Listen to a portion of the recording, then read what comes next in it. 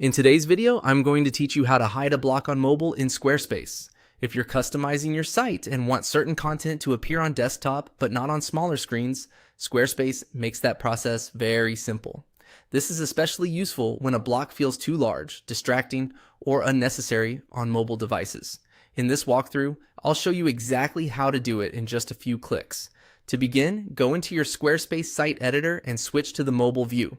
You'll find the mobile view option in the top right area of the editor. Clicking this lets you preview your page the way it appears on a phone, which is important because it helps you make mobile-specific decisions with more confidence. Working in mobile view also makes it easier to identify which blocks may need to be hidden for a cleaner layout. Once you're in mobile view, locate the block you want to hide. This could be a text block, image block, button, spacer, or another content element that doesn't need to appear on mobile. After you find it, right-click directly on that block.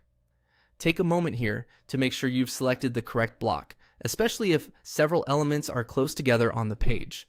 Being precise will help avoid accidentally changing the wrong item.